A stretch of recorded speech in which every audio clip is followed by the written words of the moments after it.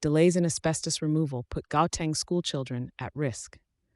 Nearly 3 decades into the 21st century, dozens of schools in Gauteng, South Africa, still harbor buildings made of or containing asbestos, putting thousands of schoolchildren at risk of serious health issues. Despite a clear mandate issued by the Department of Basic Education in 2013, which set a strict deadline by 2016 for the removal of all asbestos-containing structures in schools, a recent report indicates that significant progress is lacking.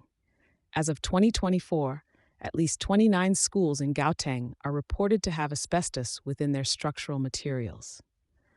Bronwyn Engelbrecht, a member of the provincial legislature and the DA Gauteng Education Committee, has voiced significant concern over the government's apparent negligence.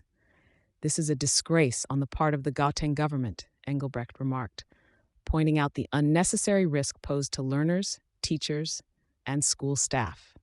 Asbestos, a once popular building material favored for its versatility and fire-resistant properties, was widely used in South African school constructions during the 1970s and 80s. However, it was later found to pose severe health risks, including lung cancer and asbestosis, particularly when the material is disturbed and its fibers become airborne. The complications of asbestos removal are considerable.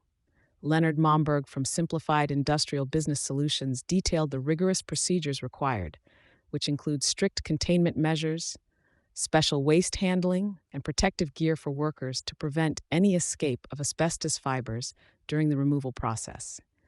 The ongoing presence of asbestos in schools has drawn fierce criticism and action from various quarters.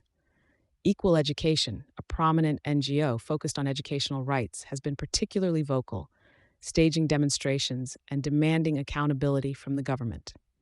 In response to inquiries, the Gauteng Department of Education deflected responsibility to the Department of Infrastructure Development, which has yet to provide a satisfactory update on the progress of asbestos removal. Meanwhile, Engelbrecht cited schools like Everest Primary and Noordgesig Primary as examples where asbestos removal has completed, suggesting that successful removal is feasible with adequate attention and resources. The Department of Labor underscores the legal implications, noting that any exposure to asbestos that puts individuals at risk is prohibited under national health and safety laws. Contractors handling asbestos must adhere to stringent regulations and obtain necessary certifications to ensure safe and effective removal.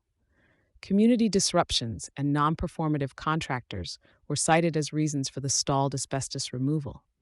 However, these explanations have done little to mollify public and political outrage over the dangers that these delays pose to children's health. With the health risks well documented and the public's patience wearing thin, the calls for a definitive timeline and increased transparency in the management of asbestos removal projects have intensified. The community expects regular updates and clear accountability from those in charge, as they demand a safer learning environment for all children. Thank you for choosing Satori News.